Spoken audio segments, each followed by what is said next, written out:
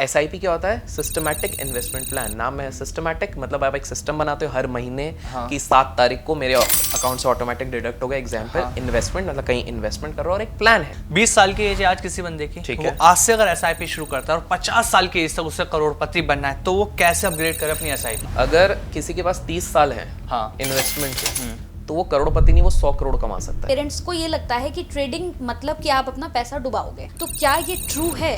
एक ही तरीका है आपके पेरेंट्स को कन्विंस करने का, वो रिजल्ट्स दिखा के। एटलीस्ट बेसिक ग्रेजुएशन आपका होना चाहिए। ड्रॉप आउट कहना बड़ा आसान है, लेकिन आप ये देखो, जब आप बिल गेट्स की बात करते हो, हार्वर्ड का ड्रॉप आउट है यार।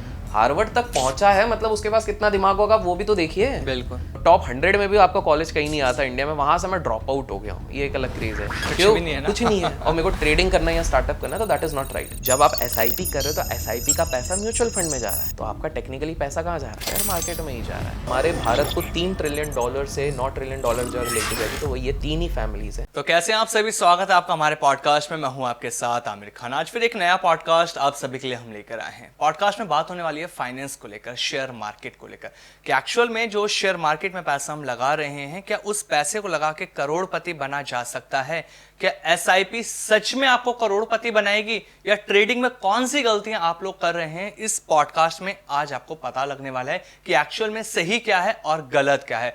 क्योंकि हमारे साथ जो आज हमारे गेस्ट हैं, वो किसी भी इंट्रोडक्शन के मोहताज नहीं है, हर कोई उन्हें अच्छे से जानते हैं। हम बात कर रहे हैं अभिषेक कर जी की। अभिषेक जी, स्वागत है आप हमारे पॉडकास्ट में। थैंक यू सो मच, बहुत धमाकेदार स्वागत किया है, थैंक यू सो मच। क्योंकि सर, अभिषेक कर एक ऐसा नाम जो आज की डेट में सबसे ज्यादा सर्च किया जाता है। ये यार लोगों की दुआ है, एंड आप सब जैसे अच्छे लोगों की गुड विशेस हैं, जिसके चक्कर में ये सब हो रहा है। गुड पार्टर्स की काफ़ी सारे लोग लर्निंग करना चाहते हैं, इसलिए शायद सर्च कर रहे हैं, एंड होपफुली आज आपकी ऑडियंस को भी कुछ चीज़ें सिखा के तो हमारी ऑडियंस को बहुत कुछ नया मिलने वाला है। वेल्थी पॉडकास्ट उनके लिए रहने वाला है। बिल्कुल बिल्कुल बिल्कुल। तो शुरू करते हैं अभिषेक सर। बिल्कुल। जैसे हमने कहा, शेयर मार्केट बहुत ज़्यादा ट्रेंड चल रहा है आज की डेट में, तो क्या कुछ नया है आज आपके पास?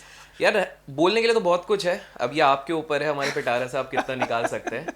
कोशिश ये रहेगी कि जितनी ज़्यादा चीज़ें हम बता के जा सके एक संक्षेप समय पे, हमारे ऑडियंस के लिए वो जितना लाभदायक होगा। बिल्कुल सर, आज की डेट में ना हम यूट्यूब पर जब देखते हैं, बहुत ज़्यादा इन्फ्लुएंसर आ चुके हैं। बिल्कुल। तरह तरह के इन्फ्लुएंसर हैं। कोई हेल्थ को लेकर बात कर रहा है, कोई किसी चीज़ को लेकर बात कर रहा है, और सबसे ज़्यादा जो ट्रेंड कर रहा है वो है फाइनेंस को लेकर।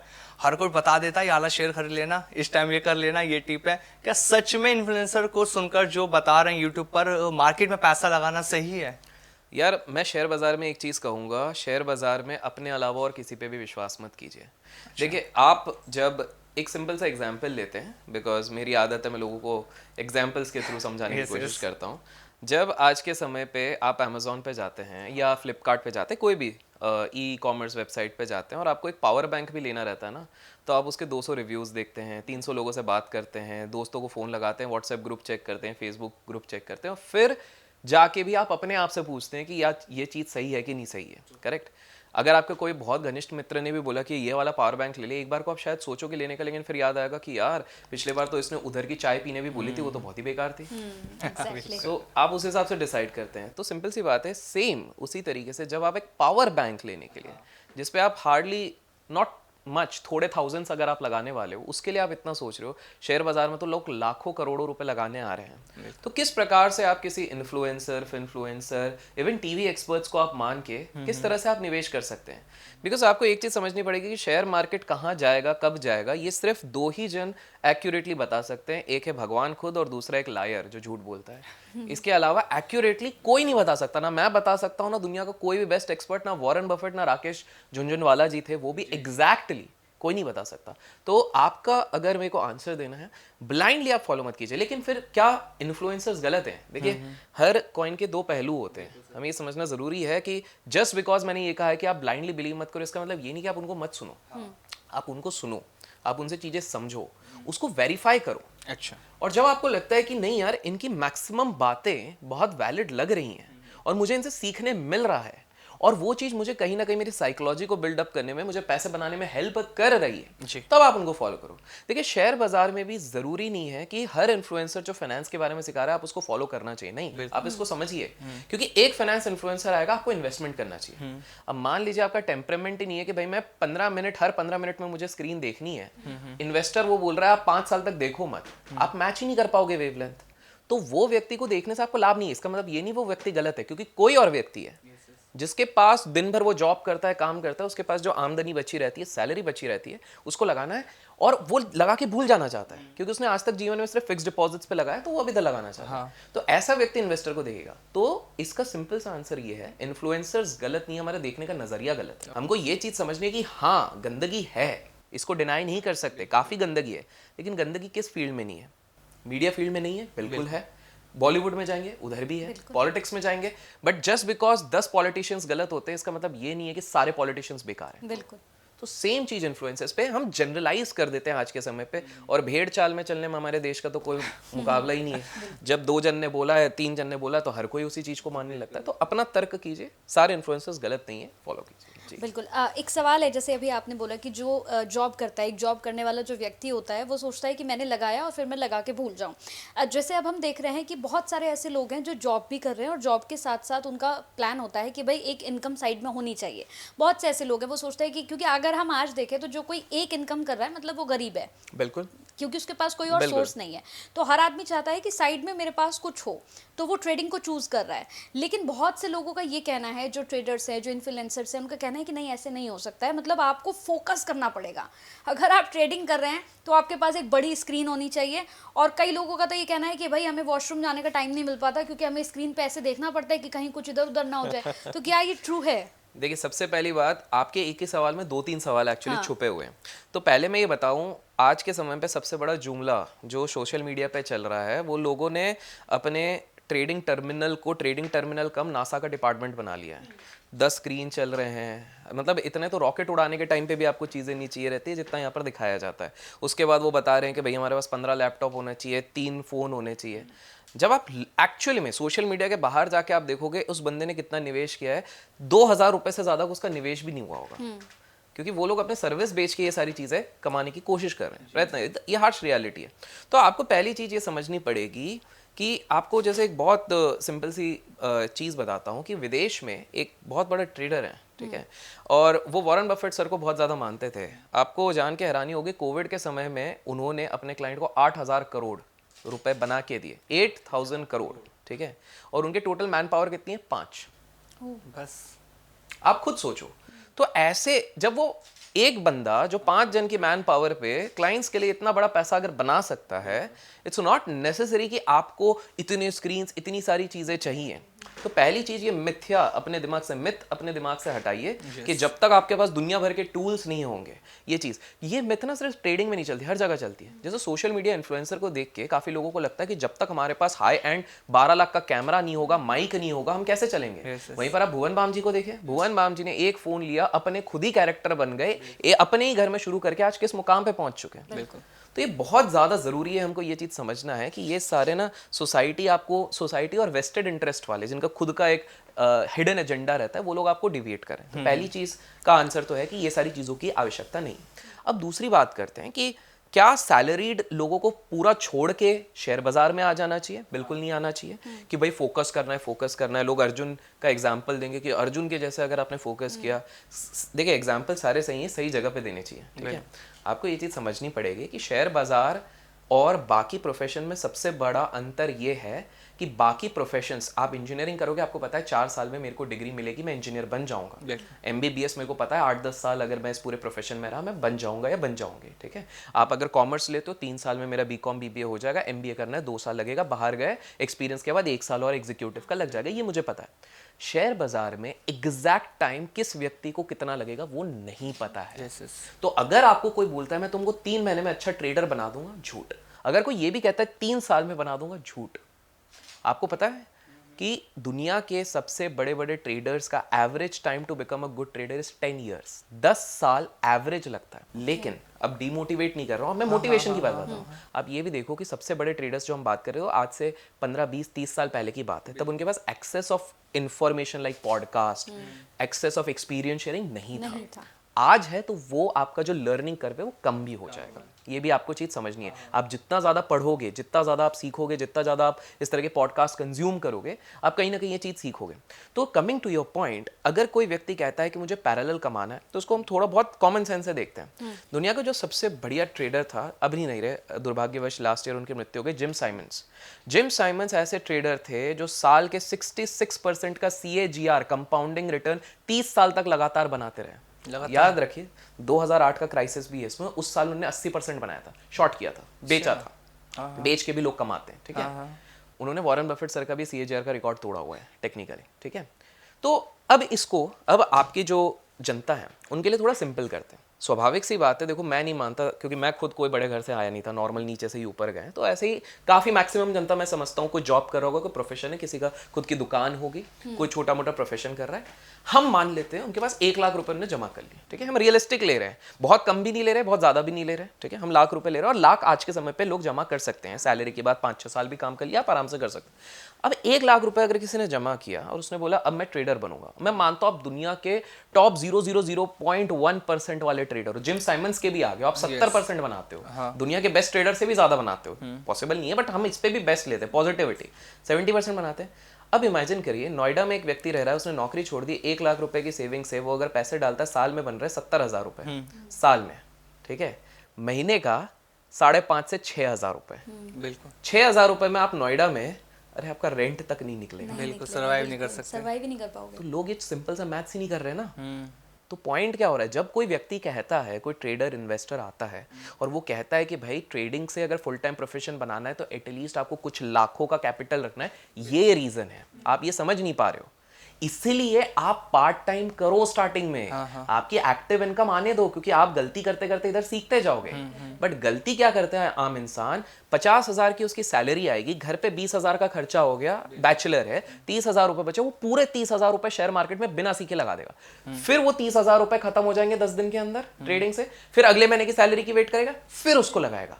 अब वो क्यों लगाएगा? अब वो इसलिए नहीं लगाएगा कि अब उसको प्रॉफिट करना है, अब उसे वो जो गवाए 30,000 उसको रिकवर करना है। इस महीने फिर वो गवाएगा, 60,000 गवा लिए, अब उसके अंदर तलब हो गई, तीसरे महीने आखिरी बार, बस। और तीसरे महीने दिवाली थी तो दिवाली का बोनस मिल गया 1 लाख रुपए का, तो वो 1,30,000 लगाएगा।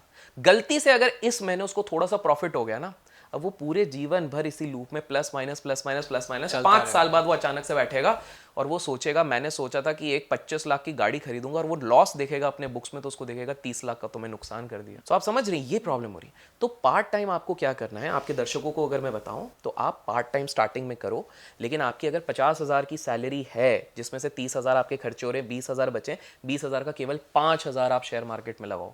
बहुत कम इन्फ्लुएंसर बोलेंगे कि कम पैसा लगाओ, मैं बोलता हूँ स्टार्टिंग में एकदम कम लगाना है। आपने जीवन में ABCD सीखी नहीं, आप बोलोगे मैं पैराग्राफ बनाऊंगा, अरे भाई पहले ABCD बनाना सीखो, फिर वर्ड बनाना सीखो, फिर सेंटेंस बनाना सीखो, फिर पैराग्राफ बनाओ ना।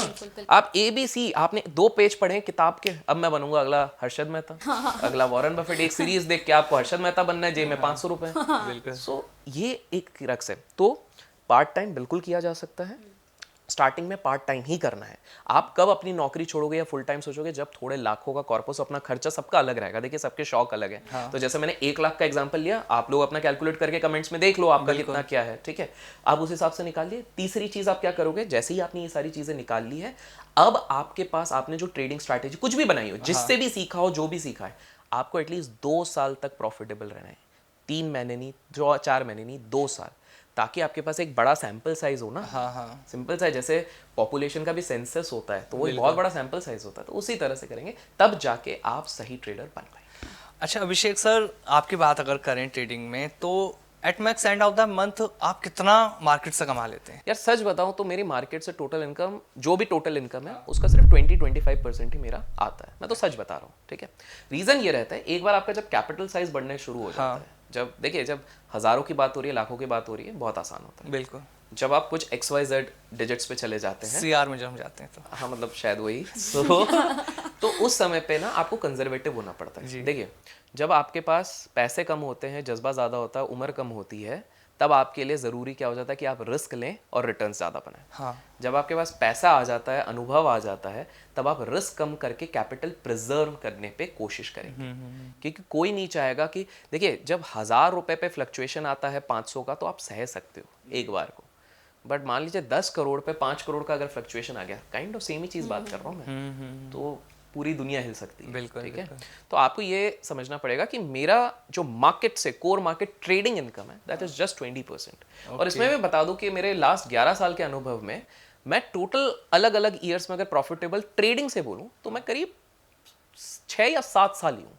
ठीक है, there are years where I have lost money, this is the reality. Okay, तो आपको ये चीज समझना, अरे राकेश झुंझुनवाला सर खुद अपने इंटरव्यू में कह चुके 8 साल तक मैंने ट्रेडिंग में नुकसान करा। नुकसान बिल्कुल तो यार राकेश झुंझुनवाला सर ने इतना क्या है, हम तो भाई बहुत छोटे हैं। तो ये वाली चीज़ है।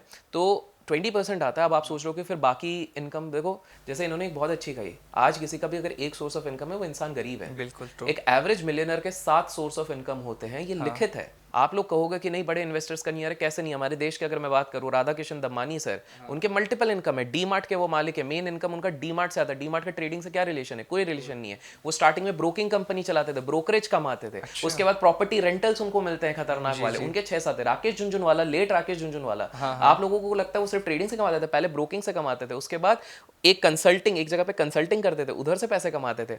इंग्लिश विंग्लिश जैसी मूवीज के वो प्रोड्यूसर भी रह चुके हैं, वहां से भी उन्होंने पैसे कमाए। रियल एस्टेट रेंटल्स, जुहू के तरफ उन्होंने काफी सारे रेंटल्स दिए हैं। इतना छोड़िए, हॉर्स रैंच पे भी उनके पैसे लगते थे। सोर्स ऑफ इनकम बढ़ानी पड़ती है। सो ये आपको समझना है। कोई भी व्यक्ति जस्ट बिकॉज आपको लग रहा है सबका एक इनकम है, नहीं है। इनफैक्ट मैं आपके दर्शकों को एक चीज कहना चाहूंगा, अगर शेयर मार्केट में आ रहे हो, कभी भी गलती से एक ही सोर्स ऑफ इनकम मत रखना, क्योंकि जब वो पैसा डूबेगा तब उस समय सिर्फ पैसा नहीं डूबेगा, आपका पूरा कॉन्फिडेंस डूब जाएगा। बिल्कुल। लेकिन आपके पास जब बैकअप रहेगा तो ईज ऑफ माइंड रहेगा, और ईज ऑफ माइंड से ही पैसा बनता है। शांति से ही पैसा बनेगा, अशांति से पैसा केवल डूबेगा। अच्छा, इसको थोड़ा सा मेरे को समझना है। ठीक है, अभी आपने कहा कि बैकअप होना बहुत इंपॉर्टेंट है, बहुत जरूरी। ठीक है। अब फॉर एग्जांपल कोई 5 लाख रुपए लेके बैठा है मार्केट में, ठीक है। ट्रेडर है, जॉब कर रहा था, उसने बैकअप बनाया 5 लाख का, ठीक है। अब वो मार्केट में उतरा, ठीक है, उसने पैसा लगाया 50,000 रुपए ठीक है, पहले, फिर ठीक वो है। लॉस में आया, ठीक है। 30,000 के लॉस में वो चला गया, फिर उसने दोबारा पैसा लगाया, धीरे धीरे करते करते वो लॉस में चला गया, ठीक है। 5 लाख के उसके 1 लाख बचे, ठीक है। तो वो कैसे रिकवर करे फिर? क्योंकि सर उसके पास तो कुछ बचा नहीं ना। जीवन में अगर ट्रेडर बनना है तो एक चीज हमेशा याद रखो, दुनिया चाहे जो भी कहे, एक बार अगर लॉस हो गया, जो गया वो मार्केट का हो गया है, अब आप उसको भूलो। उसको बैकअप के चक्कर में तो लॉस दोबारा कर रहे हैं। उसको रिकवर करने का सोचोगे तो आप और गवाओगे ही गवाओगे, क्योंकि आप दिमाग में एक प्रेशर लेके चल रहे हो। आप अपने आम जिंदगी में देखिए ना, बिल्कुल। आप एक काम करने जाओगे लेकिन दिमाग में हमेशा किसी और चीज का प्रेशर होगा तो वो काम भी बिगड़ जाता है। ट्रू है। तो सेम चीज आपको ट्रेडिंग में ध्यान रखनी है कि कभी भी आपने लॉस जो कर दिया है, अब उसको रिकवर करने मत जाओ। Every new day has to be a clean slate. Okay. मैं एक नई शुरुआत कर रहा हूँ। हाँ। और आप उस ऐसा जब माइंडसेट चेंज कर लोगे ना, तो इवेंचुअली हो सकता है 1 साल नहीं, 2 साल नहीं, आप जब अपने 6ठे साल पे पहुंचोगे, तब आपको लगेगा, इसी व्यक्ति को लगेगा, यार मैंने 10 लाख कमा लिए, मेरे 4 लाख का नुकसान था, क्योंकि 5 लाख था, 1 लाख बचा, और मैंने 10 लाख कमा लिए, अब तो मैं प्रॉफिट में भी हूँ। आप समझ रहे। लेकिन अगर वो बार बार रिकवरी पे जाएगा ना, इसके ये 1 लाख रुपए भी 10,000 रुपए बचेंगे। सो बहुत इंपॉर्टेंट है कि ट्रेडिंग, ये साइकोलॉजी, देखिए ट्रेडिंग स्ट्रैटेजी का गेम नहीं है, ट्रेडिंग गेम नहीं है टिप्स का। ट्रेडिंग 80% साइकोलॉजी और माइंडसेट का गेम है, सिर्फ 20% स्ट्रैटेजी का है। आप दुनिया भर की बेस्ट स्ट्रैटेजी भी सीख लो, अगर वो स्ट्रैटेजी आपको निकलने बोल रही कि आज बाजार गिरेगा, आप स्टिल उसमें खड़े हुए हो और पूरा पैसा लगा के खड़े हो, तो आपको स्ट्रैटेजी भी नहीं बचा पाएगी, क्योंकि स्ट्रैटेजी से ज्यादा साइकोलॉजी थी कि भाई स्ट्रैटेजी ने बोल दिया है कि मार्केट गिरने वाला, तू निकल। उसके बाद भी आप नहीं निकल रहे हो क्योंकि आपका ईगो आ जा रहा है। देखिए, शेयर बाजार हो या जीवन में हो, अगर आपको सबसे बड़ा वेल्थ बनाना है ना, it is directly proportional to your inverse ego. आपका जितना ईगो कम रहेगा उतना ज्यादा आप पैसा बनाओगे। ये सिंपल सा है। इसलिए आप देखना, सबसे ज्यादा खोखले इंसान जो होते हैं, जो दुनिया भर पे मतलब आसपास चलेंगे, दूसरों को जज करेंगे, कमेंट करेंगे, इनकी जेब खाली रहती है। और बड़े इंसान को इस चीज का समय ही नहीं है। बिल्कुल। आप कभी नहीं देखोगे कि भाई रतन टाटा जी जब थे, तो वो पब्लिक में आके बोल रहे ये बेकार इंसान है, अरे ये देखो ये क्या है, वो कभी ऐसा आपको बोलते हुए नहीं दिखेंगे। आपको कोई बड़ा इंसान, हाँ ये क्रिटिसाइज उनको कुछ गलत लगेगा जरूर बोलेंगे, लेकिन दिन भर इस चीज में वेस्ट नहीं करेंगे। तो ये हमेशा याद रखना, शेयर मार्केट के लिए भी बहुत जरूरी है। एक और सवाल है मेरे पास, जैसे कि हमने देखा है बहुत सारे लोग जो ट्रेडिंग करना चाहते हैं या फिर जो बिल्कुल नए हैं ट्रेडिंग में, तो वो कई गलतियां करते हैं, बहुत सारी गलतियां करते हैं वो। लेकिन उसके बाद जैसे अभी आमिर ने भी कहा कि वो सोचते हैं कि जो मैंने गवाया है वो मैं किसी भी तरह से अपना वापस कर लूँ, लेकिन ये हो तो नहीं पाता है। बहुत सारे ऐसे लोग हैं जो ट्रेडिंग में, अपना ही एक एग्जांपल आपको देती हूँ। जैसे जब मैं जॉब में आ रही थी आज से 10 साल पहले, तो उस वक्त मेरे कुछ दोस्त थे, कुछ ऐसे मेरे बड़े थे, कजन्स थे जो ट्रेडिंग कर रहे थे। यही लोग डुबाते हैं। हाँ, ठीक है, हाँ। तो उनको देखकर मुझे लगा कि नहीं, मुझे ना जॉब नहीं करनी है, मुझे ट्रेडिंग में आना है। मैंने बहुत अपना दिमाग एकदम सेट किया कि नहीं, ट्रेडिंग में मैं जाऊंगी। लेकिन तभी मेरी बहुत अच्छी सैलरी पे जॉब लग गई। तो मैंने दोनों चीज़ों में से मैंने कहा कि नहीं, इसमें नहीं, मुझे जॉब ही करनी है अभी। तो मैंने जॉब को चुन लिया। लेकिन आज मैं जहाँ पर हूँ, तो मेरा एक कन्फ्यूज़न है कि क्या मैंने सही किया था या मुझे ट्रेडिंग में आ जाना चाहिए था। आपने बिल्कुल सही करा था। क्यों? इसका एक सिंपल सा आंसर है। आज के समय पे जब आप कोई भी ट्रेडिंग ऐप खोलते हो, लेजिट ट्रेडिंग ऐप खोलते हो, सबसे पहले जितने बार भी खोलोगे एक सर्कुलर आता है सेबी का, और वो सीधे सीधे बोलता है कि भैया 95% ट्रेडर्स नुकसान में हैं। सेबी की जितनी भी रिपोर्ट आती है हर साल, उसमें ये क्लियरली मेंशन रहता है। अब आप एक बात बताइए, आप किस पे ज्यादा भरोसा करेंगे? उस इन्फ्लुएंसर पे जो दुनिया को ये बता रहा है मैं रोज करोड़ों रुपए कमा रहा हूँ और सिंगापुर की जीडीपी को क्रॉस कर चुका हूँ, उस पर विश्वास करेंगे, या सेबी जिसके पास सबका डेटा है? मेन तो सेबी पर किया जाए। एग्जैक्टली। तो जब रेगुलेटर खुद कह रहा है तो कुछ तो बात होगी, वो पीछे से देख रहे हैं। हम लोग इतने भी स्मार्ट नहीं हो, तो पूरा डेटा बता रही है। बिल्कुल। वो ये भी बता रही है कि मैक्सिमम लोग अपना 60-70% तो ब्रोकरेज चार्जेस, ये सारी एसटीटी, इन सारी चीजों में दे दे रहे हैं। ये सब आपके जितने व्यूअर्स हैं वो जब देखेंगे ना, अपना कोई भी मोबाइल ऐप खोलेंगे, सबसे पहला डिस्क्लेमर मैंडेटरी है। क्योंकि वो डिस्क्लेमर नहीं दिया तो भैया वो ऐप पे एक्शन हो जाएगा। तो ये वाली चीज चलती है। तो पहली चीज तो ये पूरा स्टैट्स नहीं बता दिया कि आपने सही करा है। दूसरी चीज ये है कि ट्रेडिंग को काफी सारे लोग सोचते हैं गेट रिच स्कीम। गलत है। Trading is also something similar to IAS exam. पूरी दुनिया भर देगी, उसमें से 1% 2% लोग रहेंगे जो एक्चुअल में IAS ऑफिसर बनेंगे। कुछ लोग IPS बनेंगे, कुछ लोग ये बनेंगे, बाकी लोग नहीं बन पाएंगे। This is the harsh reality.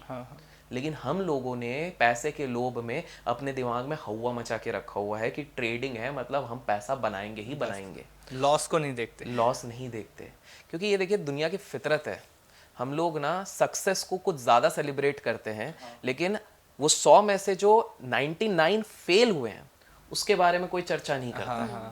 तो ये बहुत ज़रूरी है। डिमोटिवेट होने की ज़रूरत नहीं है। काफ़ी लोग कहते हैं कि ये बड़ा नेगेटिव बोल रहा है। नेगेटिव तो जो रियलिटी है, से भी फिर नेगेटिव है मुझसे ज़्यादा, तो वो तो सीधे कह रही है। ठीक है, तो ये चीज़ है। दूसरा, अब आपको क्या करना चाहिए वो भी मैं बता देता हूँ। ज़रूरी नहीं, देखिए शेयर मार्केट में 2 पहलू होते हैं। हमने अभी तक सिर्फ एक पहलू बात करी, ट्रेडिंग, दूसरा इन्वेस्टिंग।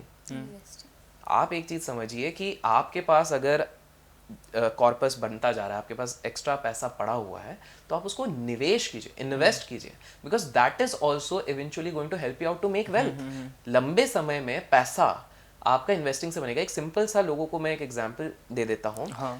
आपका जितना बड़ा टाइम फ्रेम होगा, टाइम फ्रेम मतलब होल्डिंग कैपेसिटी, उतना कम रिस्क और उतना पैसे बनाने की प्रोबेबिलिटी बढ़ जाती है। उदाहरण के तौर पे जो व्यक्ति आज लेगा और आधे घंटे में बेचेगा, जिसको स्कैल्पिंग भी कह सकते हैं, इंट्राडे ट्रेडिंग कह सकते हैं, उसके नुकसान होने के चांसेस 99% है।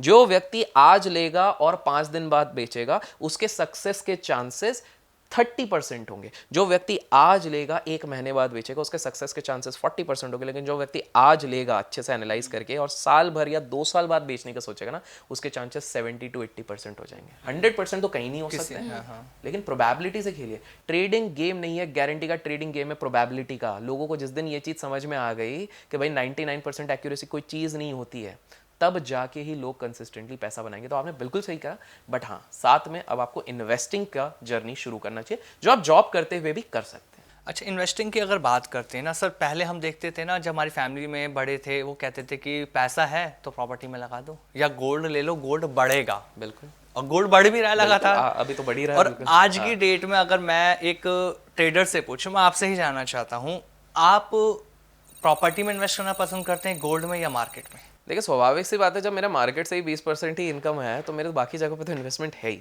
उसमें छुपाने की क्या बात है। I have properties. तो आप लोगों को क्या इसमें मैं सिंपल सा कहूँगा, देखिए एक छोटा सा किस्सा बताते हैं जिससे काफ़ी लोग रिलेट करेंगे, आम जनता रिलेट करेगी।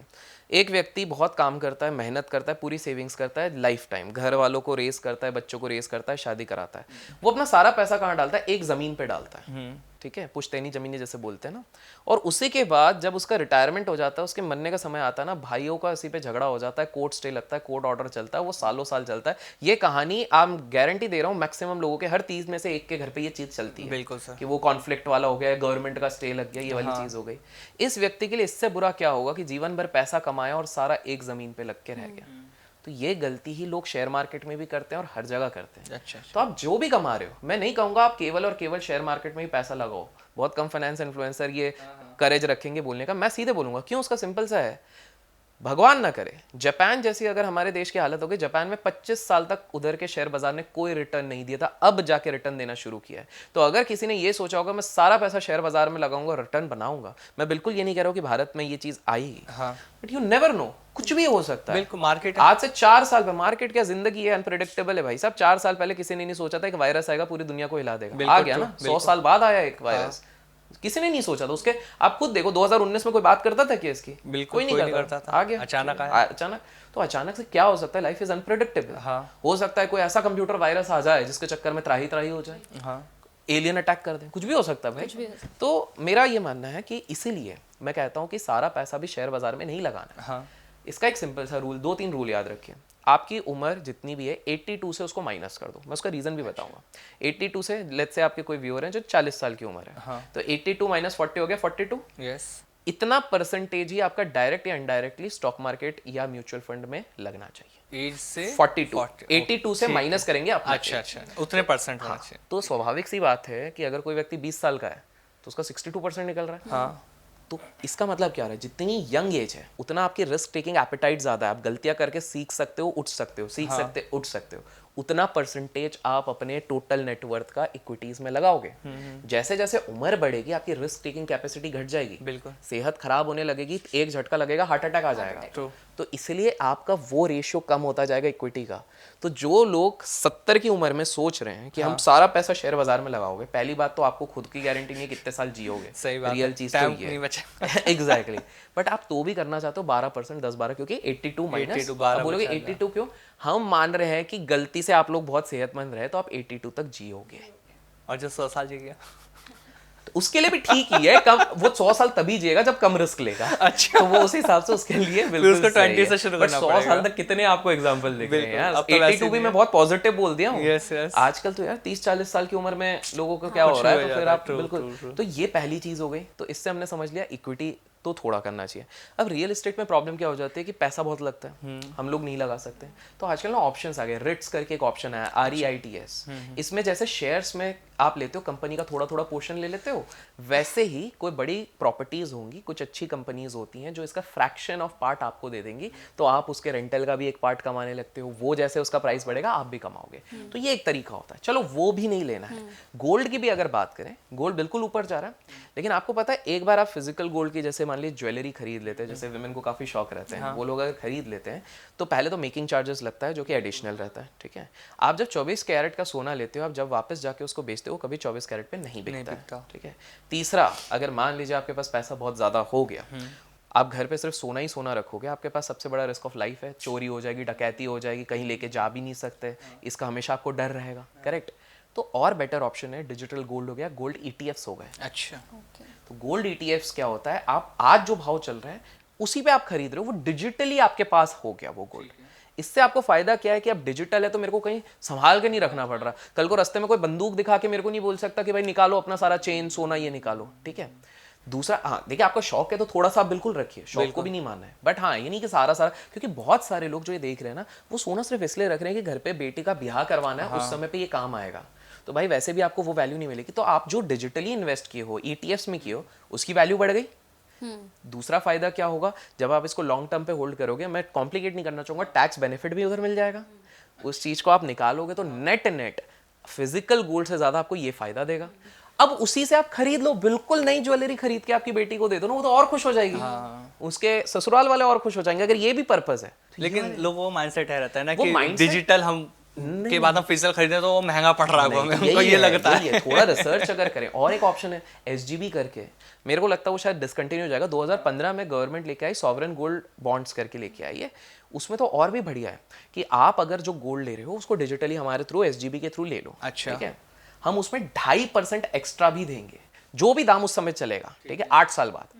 वैसे भी यूजुअली जो ले रहे हैं, लेट्स से आज किसी की एज जो देख रहे होंगे 30-40 के बीच में होंगे, उनकी बेटी की शादी लेट्स से वो डिसाइड करते हैं 45-50 के जब होंगे तब होंगे, 8 साल तो मिनिमम वो होल्ड कर ही रहे हैं, घर पे भी रख ही रहे हैं, ठीक है। तो वो 8 साल तक अगर आप लॉक इन करते हो ना, उसके बाद जो वो निकलता है वो टैक्स फ्री है, इंटरेस्ट भी उस पर टैक्स फ्री है। तो सोचो इधर गोल्ड का लेना देना में तो आपको टैक्स भरना ही पड़ेगा अगर लीगल काम कर रहे हो, है ना। तो ये चीज़ आप समझो कि इसलिए मैं ये कहूँगा कि आप डिजिटल लो। तो मेरा ये मानना है कि अपने पोर्टफोलियो का हमेशा डाइवर्सिफाई कीजिए। सोना रखिए, रिट्स नहीं है तो आप बॉन्ड्स ले लीजिए कुछ, उसके बाद आप थोड़ा सा कैश भी रखिए, इमरजेंसी के टाइम पे काम आ सकता है। फिक्स डिपॉजिट थोड़ा रख लीजिए, इंस्टेंट आप लोग रिडीम कर सकते हैं। शेयर मार्केट में थोड़ा लगा दीजिए, शेयर मार्केट समझ में नहीं आ रहा तो म्यूचुअल फंड के लगाइए। इस तरह से अपना पोर्टफोलियो। इसके साथ एक और सवाल है मेरा, जैसे अगर हम ट्रेडिंग की बात करेंगे, इन्वेस्टमेंट की भी हमने बात की है, लेकिन ट्रेडिंग को लेकर ना आजकल के अगर पेरेंट्स की मैं बात करूं तो उनके अंदर डर बना हुआ है। मानिए जैसे बच्चा है, अब बच्चा जो है वो तैयारी कर रहा है, उसने नीट का एग्ज़ाम दिया, उसने कोई बड़ा एग्ज़ाम दिया, कैट का एग्ज़ाम दिया, लेकिन उसके बाद उसने ऑप्शन रखा कि नहीं मुझे ट्रेडिंग में जाना है, उसके लिए इजी भी है, लेकिन पेरेंट्स नहीं, पेरेंट्स को ये लगता है कि ट्रेडिंग मतलब कि आप अपना पैसा डुबाओगे। उनके दिमाग में भी एक चीज़ ये बैठ गई है, तो क्या ये ट्रू है? देखिए पेरेंट्स का कंसर्न होना लाजमी है, क्योंकि पेरेंट्स यूजुअली उनने कौन सा टाइम देखा होगा, 1992 का हर्षद मेहता देखा होगा जब लोग बर्बाद हुए, सुसाइड करा, जुआ लगता था, जुआ लगा था। 2000-2001 में शायद उन्हीं लोगों ने कभी इन्वेस्ट भी किया होगा जब केतन पारेख का बबल आया, फिर उन्होंने बहुत नुकसान करा। या 2008 में जब पूरी दुनिया में क्राइसिस आ रहा था लेमन ब्रदर के चक्कर में, हो सकता है उन्होंने भी नुकसान करा। तो पेरेंट्स का लाजमी है, वो बच्चों के लिए हमेशा कंसर्न रहेंगे हर चीज़ पे। पेरेंट्स उस हिसाब से गलत नहीं है, लेकिन बच्चे के लिए भी मैं ये कहूँगा कि आज के समय पे ना, आज का यूथ उसको बहुत क्विक चीज़ें चाहिए, सब कुछ क्विक चाहिए, पैसा, ग्रोथ, सब कुछ क्विक चाहिए। थोड़ा सा पेशेंस रखो, अपनी पढ़ाई एटलीस्ट मैं कहूँगा कि एटलीस्ट बेसिक ग्रेजुएशन आपका होना चाहिए, ठीक है।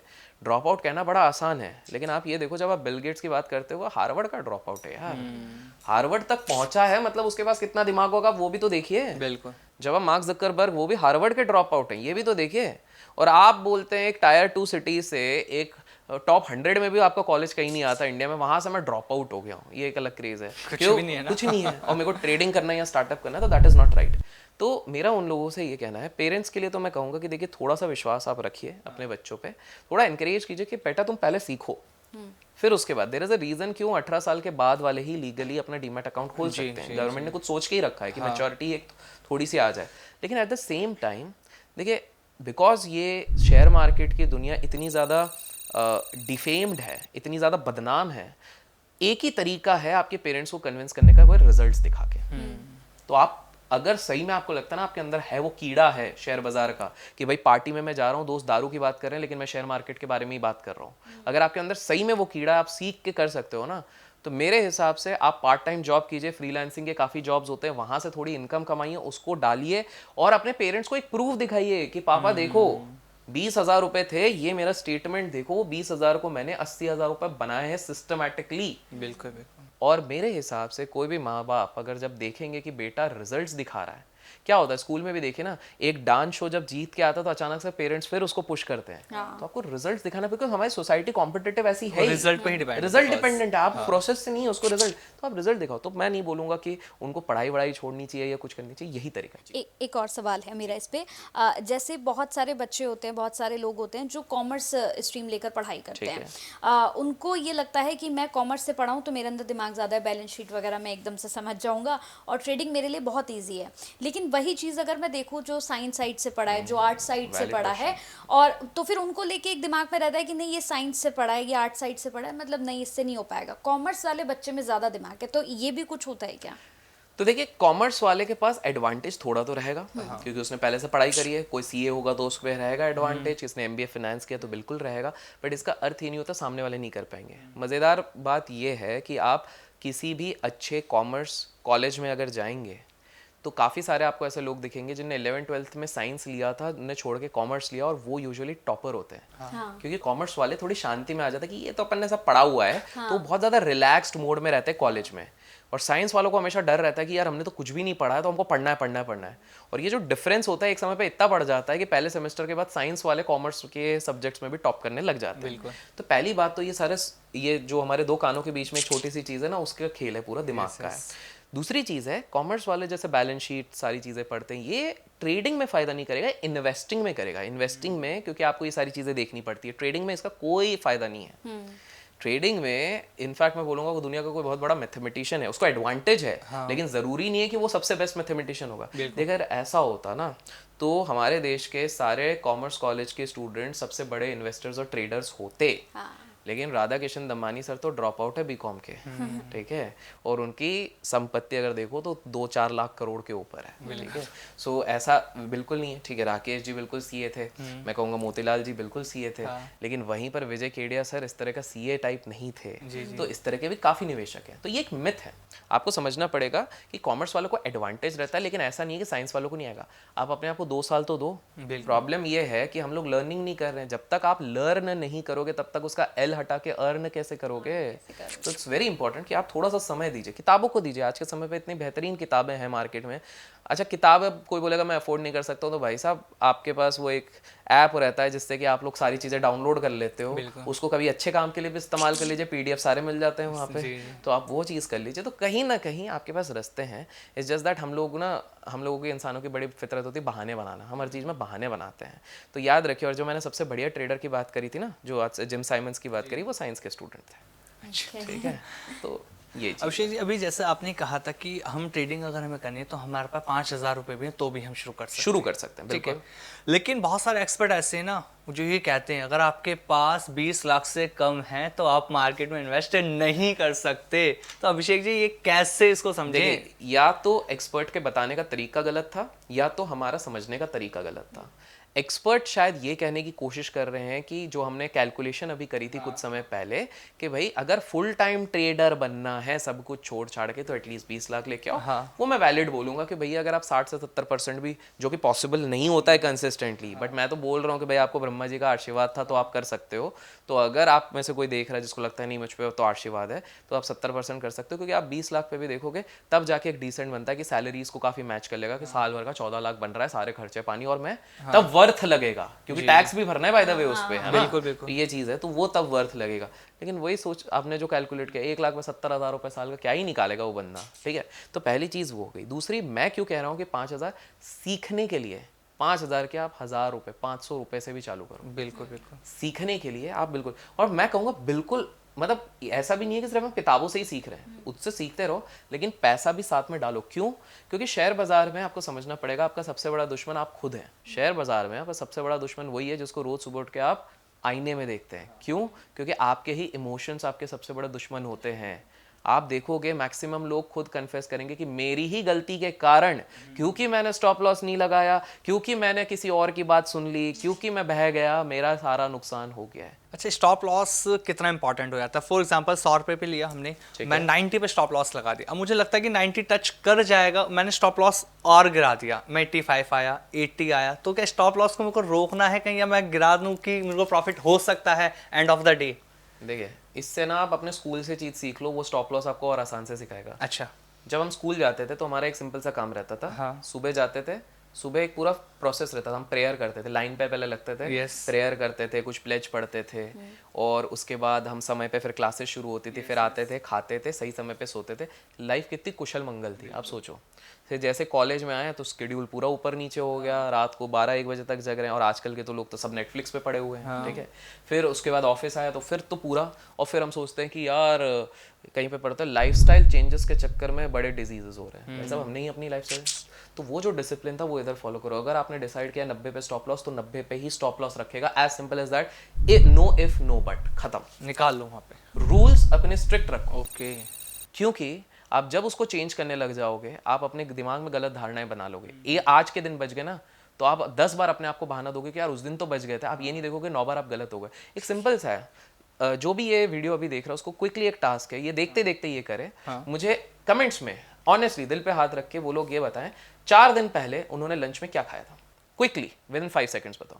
आप लोग भी सोच में पड़ गए क्या खाए। तो आप सोचो हमें ये नहीं पता, 4 दिन छोड़ो, मैं 2 दिन भी पूछ लेता तो नहीं, अनलेस कोई दोस्त की पार्टी थी यार, अपनी पार्टी थी। 4 दिन पहले हमने क्या लंच में खाया हमको याद नहीं है, हमको क्या पता होगा 10 दिन पहले तक हम किस चीज से नुकसान करें, अनटिल अनलेस हमारा पूरा कैपिटल ना उड़ा हो या बड़ा नुकसान नहीं हुआ। तो इसीलिए जो रूल्स बना रहे हो, आपने बनाया स्टॉप लॉस इधर तो स्टॉप लॉस इधर, टारगेट इधर तो टारगेट इधर, अच्छा, हिट दोनों में से कोई होगा। हाँ, लेकिन अगर मान लो आपने दूसरा रूल बनाया कि 1 घंटे के अंदर अगर मेरा टारगेट या स्टॉप लॉस नहीं हुआ तो जो भाव होगा मैं काट दूंगा, तो ये भी आपका एक रूल है। ओके, ये भी ऐड ऑन हम कर सकते हैं। ये ऐड ऑन है। स्टॉप लॉस चेंज करने का अगर आपने रूल बनाया हुआ है कि आपके ऑब्जर्वेशन के हिसाब से आपने निकाला है कि अगर कोई शेयर 100 रुपए का होता है, 90 का अगर स्टॉप लॉस है, लेकिन अगले आधे घंटे में वो 102 तक एटलीस्ट टिका रहा, तो ये 95 पे मैं शिफ्ट कर सकता हूं उसका स्टॉप लॉस, क्योंकि इससे ज्यादा आज तक नहीं गिरा है। अच्छा, तो आप रूल करोगे। लेकिन आप ऐसे ही देख दिखा के करोगे ना, तो कोई फायदा नहीं होने वाला, आपका नुकसान ही होगा। तो ये रूल्स हमेशा, एक अच्छा ट्रेडर वो होता है जो अपने स्ट्रिक्ट रूल्स बनाता है, जस्ट लाइक हम स्कूल की स्टार्टिंग में रखते थे, जस्ट लाइक आर्मी लोग बनाते हैं, वैसे रूल्स बनाओ, फॉलो करो, तब जाके आपके पैसे बने। एक और सवाल है मेरे पास, जैसे कि हम इन्वेस्टमेंट की अगर बात करें तो बहुत से ऐसे लोग हैं, पहले क्या होता था, लोगों को मालूम होता था, पहले के ज़माने में क्या होता था, पता होता था कहाँ इन्वेस्ट करना है, कैसे करना है। अब तो इतनी सारी ऐप्स आ गई हैं, इतने सारे एप्लीकेशंस आ गए हैं, लोग कन्फ्यूज़न में पड़ गए हैं कि मुझे करना क्या है, कहाँ इन्वेस्टमेंट करना है, कहाँ नहीं करना है। अब उसके चक्कर में लोग गलतियाँ कर रहे हैं, पैसे लगा रहे हैं, डूबा रहे हैं, ख़त्म हो रहे हैं। कई लोग तो सुसाइड कर ले रहे हैं क्योंकि कर्जे में आकर आजकल और क्या ही उनके पास रास्ता नहीं बचता है। और एक और लोगों के पास, ये 2 सवाल है मेरे, लोग म्यूचुअल फंड्स में पैसा लगाते हैं, उसके बाद हाई रिटर्न में पैसे उनके डूब जाते हैं, उनको ऐसा लगता है, क्या ये ट्रुथ है? इन दोनों का बताइएगा। तो देखिए, दोनों का आंसर काइंड ऑफ सेम ही चीज़ तरफ जाएगा। आपको एक चीज़ समझनी है, सिंपल सा है, किस ऐप में लगाना है, किस इन्वेस्टमेंट में। जीवन में हमेशा याद रखिए, जल्दी का काम शैतान का होता है, ठीक है। कोई भी राह अगर आपको दिखा रहा है जल्दी पैसे बनाने की, कोई व्यक्ति कह रहा है, कोई ऐप कह रहा है, कोई एसेट क्लास कह रहा है, आप देखिए सबसे ज़्यादा लोग उन्हीं में डूबते हैं। आपको क्या लग रहा है, ये जो हम आए दिन बड़े बड़े स्कैम्स की खबर सुनते हैं, 4000 करोड़ का स्कैम हो गया इस गाँव में, असम में 9000 करोड़ का स्कैम हो गया, क्योंकि सामने वाले ने गारंटी दिया था हर महीने में आपको 20% बना के दूंगा। अब रियलिस्टिकली सोचो ना, जब सरकार की कोई भी चीज़ हमको फिक्स डिपॉजिट कह रही है 7-7.5% का रिटर्न, अच्छी से अच्छी चीज़ 8% से ज़्यादा नहीं बोल पा रही है, तो ऐसा कौन सा जीनी का चिराग है किसी के पास कि हर महीने के 20% आपको दे सकते हैं? दुनिया का बेस्ट इन्वेस्टर वॉरेन बफेट इतने सालों के अनुभव के बाद भी 18% का CAGR बना रहे हैं। तो फिर हम कौन हो सकते हैं? वो 80 साल से इन्वेस्ट कर रहे हैं, आपके 8 साल भी नहीं हुए हैं, और आप 20% पर में। तो पहला, सबसे पहला रेड फ्लैग, जैसे लड़का लड़की को पिक करते वक्त आजकल बड़ा चलता है रेड फ्लैग ग्रीन फ्लैग, है ना। तो रेड फ्लैग सबसे बड़ा इस चीज में यही होता है कि जल्दी जो पैसा बनता हुआ दिख रहा है, कोई शेयर में भी बोले, किसी में भी बोले, वो ऐप नहीं यूज करनी, उस चीज से पूरी तरीके से दूर रहना है। That is number 1। दूसरा, जो भी लीगल नहीं है, देखिए लोग अपने लोभ के कारण फंस रहे हैं। जैसे काफी सारे लोगों को नहीं पता कि फॉरेक्स ट्रेडिंग एक्चुअली में भारत में अलाउड नहीं है, RBI द्वारा बैंड है। लेकिन बिकॉज इन्फ्लुएंसर्स प्रमोट करते हैं, सो लोग कर रहे हैं उस चीज पे, जबकि RBI के स्ट्रिक्ट निर्देशन है कि भैया ये बैन है, आपका पैसा आपकी जिम्मेदारी। तो गलती किसकी हुई? हमारी हुई है, बिल्कुल, हम अपने लोभ से बह गए। तो हमको देखना है कि लीगल एंटिटी, जैसे शेयर मार्केट में बोलते हैं तो भाई सेबी के थ्रू है, IRDA, हम दूसरे इंश्योरेंस की बात करें तो भैया उनने मान्यता दी हुई है कि नहीं है। म्यूचुअल फंड में बात करें तो ये अच्छी एसेट मैनेजमेंट कंपनी है कि नहीं, जिनका नाम है जैसे बिरलास, टाटास, इस तरह से हैं कि नहीं है, निपॉन, इस तरह से। तो ये हमको देखना ज़रूरी है। दूसरी चीज़ ये हो गई। तीसरी चीज़ है कि आजकल रिव्यूज़ भी पेड होते हैं। लेट्स फेस इट, काफ़ी लोग पेड रिव्यूज़ भी ले लेते हैं, जो ऊपर आपके लिस्ट करके दिखेगा, आपको लगेगा बहुत बढ़िया, और आप उस चंगुल में फंस जाओगे। तो आप देखिए, कभी कभार ना छोटा कॉमन सेंस भी काम आता है। जी जी। जब आप अंदर जाते हो, उस ऐप को डाउनलोड भी कर लेते हो और आपको दिखता है ये हर चीज़ में सिर्फ पैसे मांग रहा है, तो कुछ तो गड़बड़ है बॉस। बिल्कुल, इसके बारे में ज़्यादा सुना नहीं है बाहर, यहीं पर बस रिव्यूज़ है, कुछ तो गड़बड़ है। थोड़ा रिसर्च करो, सिंपल सा है। थोड़ा सा जब आप ध्यान दोगे, जैसे हमने पावर बैंक की बात करी, इस तरह से थोड़ा सा ध्यान दोगे ना, तो आप बहुत सारी चीज़ें निकल पाओगे। तो ये 3 चीज़ें।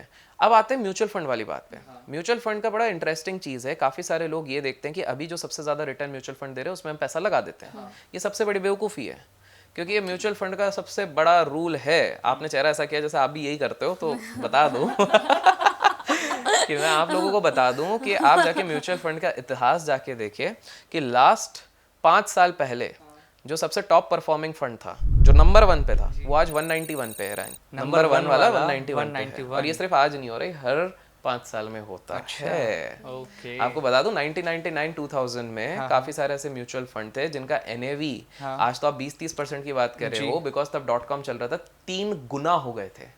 मतलब आपने 10,000 डाला होता, साल भर में 30,000 म्यूचुअल फंड में हो रहे थे। ठीक है, काफी लोग खुश हो रहे थे कि अब तो और चलेगा और चलेगा और चलेगा। 2001 के बाद वो लोग नेगेटिव पे बैठे थे, क्योंकि वो सारे जो स्टॉक्स म्यूचुअल फंड होल्ड करती थी वो बच्चे ही नहीं, खत्म हो गई, तो म्यूचुअल फंड कहाँ से पैसा देगी आपको? तो ये तो एक तरह का स्कैम हुआ। एग्जैक्टली तो इसीलिए म्यूचुअल फंड भी ऐसा नहीं है कि किसी ने बोल दिया और हमने खरीद लिया। देखिए एजेंट को कमीशन मिलेगा, वो तो आपको कुछ भी बोलेगा, इन्फ्लुएंसर को कमीशन मिलेगा, वो कुछ भी बोलेगा, सिंपल सा है। तो यहाँ पर भी घूम फिर के क्रक्स क्या आ रहा है भाई साहब कि आपको देखिए, अगर आप मज़े के लिए शेयर बाजार में आ रहे हो तो आपको फ़र्क नहीं पड़ना चाहिए पैसे डुबाने के लिए।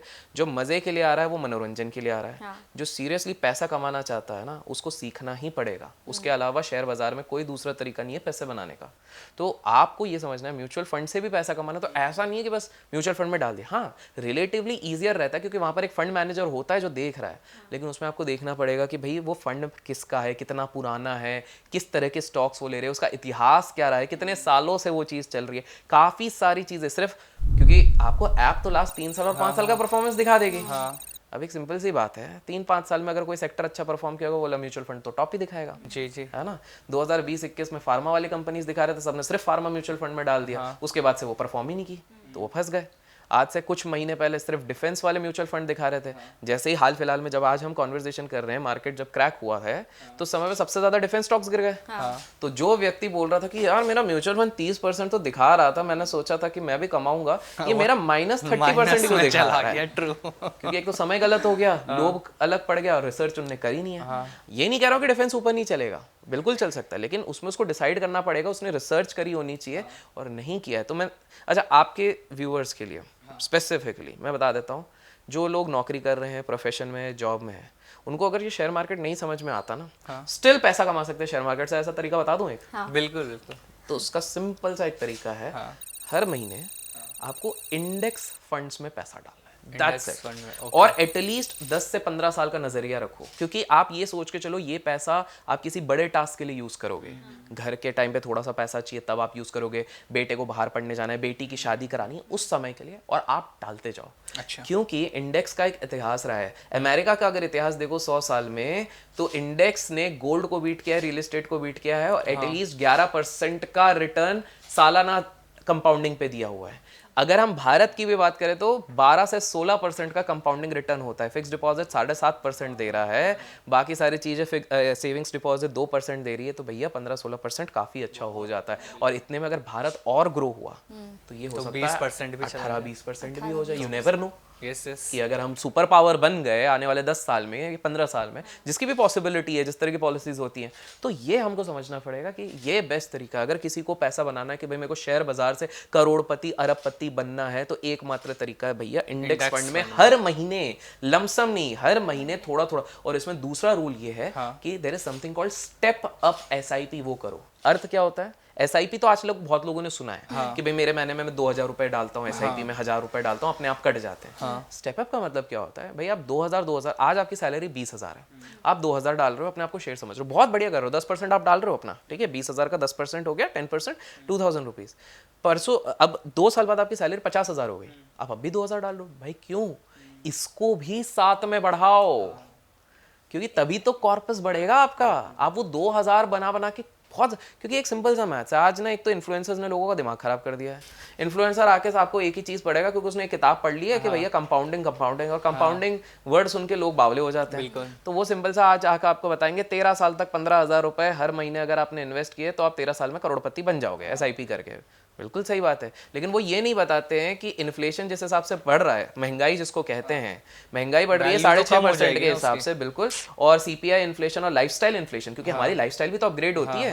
मैं 10 साल पहले आईफोन यूज नहीं करता था, लेकिन लास्ट 6-7 साल से मेरा आईफोन से ही अपग्रेड होते हैं। तो लाइक सबका एक अलग अपग्रेड होता रहता है, तो वो भी तो बढ़ेगा। तो लोगों को समझना पड़ेगा कि 15,000 रुपए लगा के 13 साल में जो लोग बोल रहे हैं कि 1 करोड़ बन जाएगा, 13 साल बाद उस 1 करोड़ की वैल्यू 42 लाख रुपीज होगी। बिल्कुल। तो टेक्निकली आप करोड़पति नहीं हो गए, क्योंकि तब जमीन के दाम और बढ़ गए होंगे। बिल्कुल। जो आप छोले भटूरे यहाँ पे 20 रुपए के खाते थे दिल्ली में एक समय के, वो हो गए 80 रुपए के अब, बिल्कुल ट्रू। है ना। तो जब इसके दाम बढ़ गए, छोले भटूरे को नहीं छोड़ा लोगों ने, तो वो यही छोले भटूरे 160 के हो जाएंगे। फिर आप बोलोगे अरे महंगाई कितनी बढ़ गई। भाई महंगाई नहीं बढ़ी है, तुम्हारी आमदनी नहीं बढ़ी, तुमने अपने ऊपर काम ही नहीं किया। अच्छा, इसको थोड़ा सा और समझाइए आप। SIP अगर आज की डेट से कुछ शुरू करता है, जैसे आपने कहा कि 15-13 साल में लोग कहते हैं करोड़पति बन जाएंगे, 20 साल की एज है आज किसी बंदे की, वो आज से अगर SIP शुरू करता है और 50 साल की एज तक उससे करोड़पति बनना है, तो वो कैसे अपग्रेड करे अपनी SIP? यार एक सिंपल सा मैथ्स है। हाँ। अगर किसी के पास 30 साल है हाँ। इन्वेस्टमेंट के, तो वो करोड़पति नहीं, वो 100 करोड़ कमा सकता है। बट इसका एक मैथ्स है। यस, बताएं। सिंपल सा मैथ्स है। आपको शेयर मार्केट सीखते रहना है, ठीक है। 30 साल तो बहुत होता है, 5-6 साल में भी बहुत चीजें सीख सकते हो। अपग्रेड करना पड़ेगा आपको, बट आप सीख सकते हो, ठीक है। जैसे आप लोग, आप आज एक मीडिया की लाइन पे हो, तो आपने भी कुछ समय तो खुद को दिया है सीखने के लिए। अब आपको उतना समय नहीं देना पड़ता, अब आपको अपग्रेड करना पड़ता है कि क्या करंट अपडेट हो रहा है, क्या नए माइक्स आ रहे हैं, किस तरह से बोलना है, क्या ट्रेंडिंग, यही चीज है, करेक्ट। वही चीज शेयर मार्केट में करना है। तो अगर कोई व्यक्ति है जिसको, पहले मैथ्स के हिसाब से समझते हैं, फिर इसको कैसे किया जा सकता है वो समझते हैं। कोई व्यक्ति है जिसको 100 करोड़ रुपए शेयर मार्केट से कमाने हैं, तो उसको पहला इंटेंशन तो ये रखना है, मेरे को अपनी एक्टिव इनकम, चाहे आमदनी हो, बिजनेस हो, प्रोफेशन है, से जितने जल्दी हो सके 25 लाख रुपए कमाने। एंड डोंट टेल मी आज के समय पर डिफिकल्ट है, क्योंकि आए दिन हम अखबारों में पढ़ते हैं IIT के एवरेज पैकेज लग रहे 30 लाख 20 लाख रुपए के। चलो आप IIT है, नॉर्मल कॉलेज के भी आजकल IIT वाले 7 लाख 8 लाख इंजीनियरिंग वाले लगा रहे हैं। और ये मत बोलना कि बैचलर में अगर आपके पास हर साल 8 लाख रुपए में से अगर 5 लाख भी बचते हैं, तो आप 5 साल में 25 लाख नहीं बना सकते। बिल्कुल बना सकते हो। आपके शौक ही अगर गलत है और आपका इंटेंशन ही गलत है, तो फिर आप कभी भी नहीं कर सकते, फिर तो आपको 50 साल भी कम लगेंगे। तो सबसे पहले अगर आपने 25 लाख रुपए सबसे जल्दी जैसे कैसे करके कमा लिए, और अगर आप 25% का CAGR किसी तरह से मेंटेन करते हो, तो लोग मैथ्स नहीं लगाते, यही 25 लाख रुपए 30 साल के अंदर 100 करोड़ रुपए हो जाते हैं। आइंस्टाइन एक रीजन के कारण कंपाउंडिंग को the 8th wonder of the world कहते हैं। पर अब सवाल ये उठता है कि हम पूरे जो कॉन्वर्सेशन की उसमें तो हम 18-20 तक की बात कर रहे हैं, उससे तो ज्यादा हम बढ़ ही नहीं रहे, है ना। तो मैंने आपको स्टार्टिंग में क्या कहा, आपको स्टॉक मार्केट की नॉलेज भी साथ में बढ़ानी होगी, बिल्कुल। क्योंकि यार पैसा बनाना, देखो आपने कहावत सुनी होगी, सोशल मीडिया पे रील्स पे तो सुनी होगी कि आई वांट टू अर्न इतना ज्यादा पैसा कि मुझे किसी चीज का प्राइस टैग ना देखना पड़े। सुना होगा? बिल्कुल बिल्कुल। तो भाई साहब, अगर आपको इतना पैसा कमाना है कि आपको प्राइस टैग ना देखना पड़े ना, तो इतनी मेहनत करनी पड़ेगी कि आपको घड़ी देखना ना पड़े। बिल्कुल बिल्कुल। तो आपको उतनी मेहनत करके उतना पैसा पहले कमाना पड़ेगा। This is the most important part. तो आप इधर बोलोगे कि मेरे को 100 करोड़ कमाना भी है, लेकिन इसके साथ आप वो दिन का 2-3 घंटा भी आप नहीं दे सकते हो पढ़ने में, तो फिर वो पॉसिबल नहीं है यार। वॉरेन बफेट सर आज के दिन पे भी 300 पेज एक दिन के पढ़ रहे हैं, क्या जरूरत है उस बंदे को? 80 साल की एज में, 80 नहीं 92 साल, 92 ईयर वाला व्यक्ति, उनके जो पार्टनर लास्ट ईयर गए 99 के थे, हाँ, वो भी दिन भर पढ़ते रहते थे। तो सोचो, जब ये कुछ एग्जाम्पल देके जाए, तो या तो आप डिसाइड कर लो कि भाई 5 करोड़ हो गए जीवन में, मैं चलो, तो भाई 5 करोड़ तो उतनी मेहनत लगेगी, आप जितना बोलोगे। तो आपके लिए एक सिंपल सा है, जो बंदा ये शुरू कर रहा है, हाँ, उसको SIP आप चालू कर दो। 500 रुपए भी आज है ना, उससे चालू करो, ठीक है। वो 500 रुपए जो आप पहले सोच रहे थे कि आप अपनी गर्लफ्रेंड के साथ जाके स्टारबक्स में उसको कॉफी पिलाओगे, वो वैसे भी आपका काट के जाने वाली है 2 साल बाद। तो बेटर है, मतलब सबके लिए जनरलाइज नहीं किया जा रहा है, बट इन जनरल उस एज में यही हो रहा है। तो उससे बेटर है उस 500 को इन्वेस्ट कर दिया नहीं, आप 50 रुपए के तो भी पिला लो, क्या पता लॉन्ग टर्म इन्वेस्टमेंट उधर भी हो जाए। चाहे तो दूसरे हाथ चाय टपरी वपरी पे चले जाओ, और बाकी 450 रुपए तो लगा दो। एंड आज विकल्प है, म्यूचुअल फंड्स के थ्रू भी विकल्प है, काफी सारे विकल्प हैं। अच्छा, शेयर्स में भी आप कर सकते हो इस अमाउंट से इन्वेस्ट। तो आप SIP चालू करो। ये SIP स्टार्टिंग की जो आप चालू कर रहे हो, ये इसलिए नहीं कि आप पैसा कमा रहे हो, स्टार्टिंग में आप चालू कर रहे हो क्योंकि आप सीख रहे हो और डिसिप्लिन हो रहे हो, खुद को आदत डाल रहे हो। स्कूल में पहले हमको आदत डालनी गई, फर्स्ट क्लास से इस समय पे आने 10 बजे, फिर 9 कर दिया, फिर 8, फिर 7। पहले ठंड में लगता था यार सुबह 7 बजे कहाँ बुला दिया, लेकिन फिर आदत लग गई ना, स्वेटर पहनो, टोपा पहनो और निकलो, है ना। सही बात है। तो वही आदत स्टार्टिंग में लगा रहे हो। फिर जब पैसा आने लग गया, अब आपको पता है कि अच्छा मैं तब डरता था, अब नहीं डरता हूँ। तो अब मेरी सैलरी, भाई मैं तो हाईएस्ट पैकेज वाला लग गया हूँ, अब मैं सीधे महीने का 2 लाख रुपए SIP करूंगा।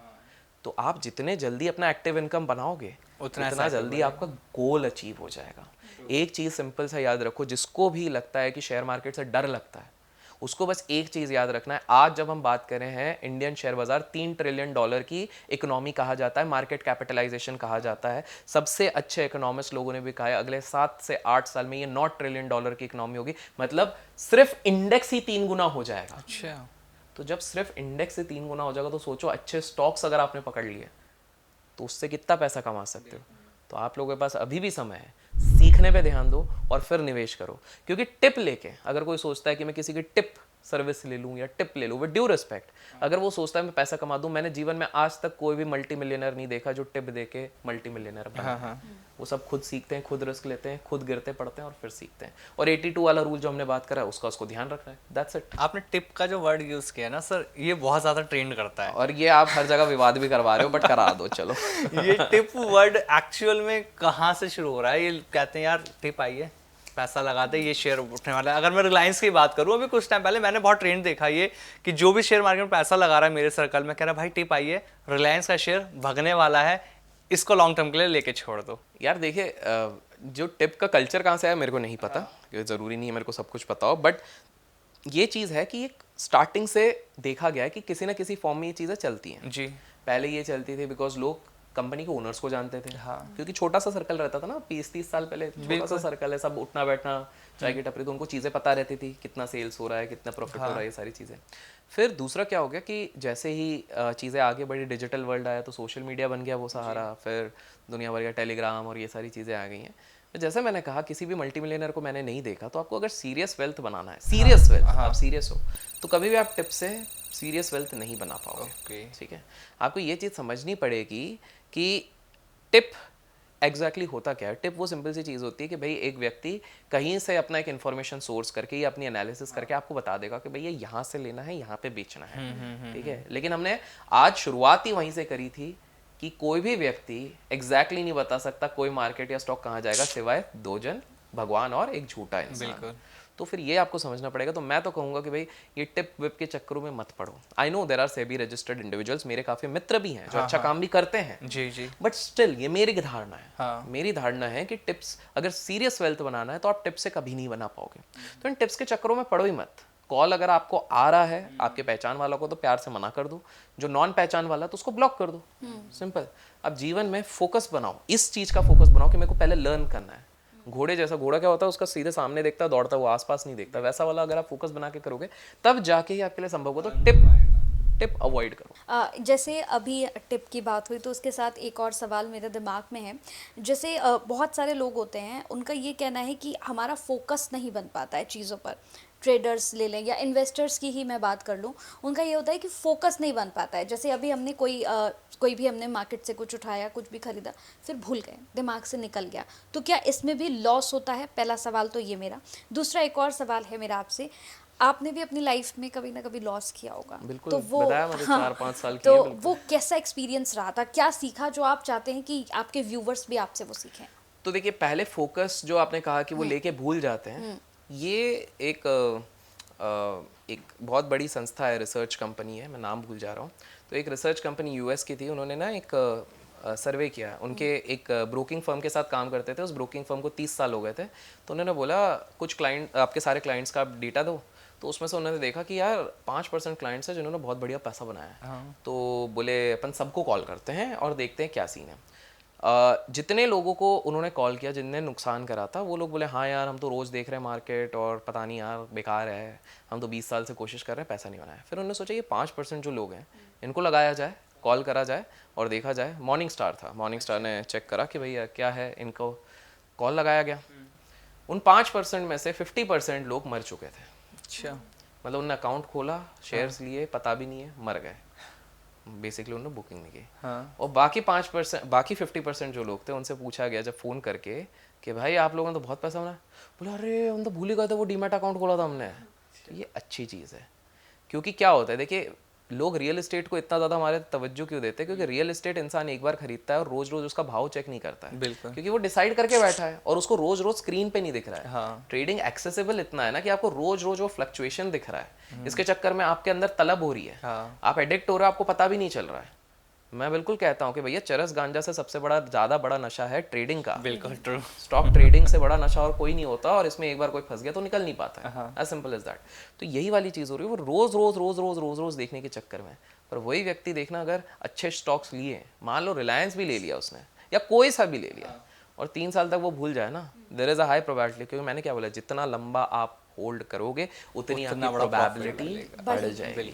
तो ये हो गया आपका एक पार्ट का आंसर। और आपने एक और सवाल क्या पूछा था? आपका जो लॉस हुआ था। ठीक है, ये चीज़ें भूलने जैसी होती हैं। सो देखिए, मैं तो कहूँगा कि मेरे लॉस ऐसे नहीं होते हैं कि एक ही बार हुआ, 2 बार हुआ। Loss is a part of the journey. अगर आप ट्रेडर हो तो आपको लॉस होगा। बिल वैंग करके एक ट्रेडर था, उनको 12 साल का अनुभव था। अपने पीक पे $30 बिलियन उनके पास थे। $30 बिलियन लिक्विड थे। इलॉन मस्क से ज़्यादा लिक्विड बोलूँगा मैं। इलॉन मस्क का तो नेटवर्थ में था। हाँ, एक हफ्ते के अंदर उनका सारा पैसा चले गया था ट्रेडिंग में। एक हफ्ते के अंदर 1 वीक में सब खत्म। $30 बिलियन। लोग जीरोस काउंट करेंगे कमेंट्स में तो कंफ्यूज हो जाएंगे कितना पैसा होता है। ठीक है, जेसी लिवरमोर जिसको दुनिया का one of the best traders कहा जाता था, वो अपने लाइफ में 3 बार बैंकरप्ट हुआ और तीसरे बार उन्हें अपने आप को गोली मार दी।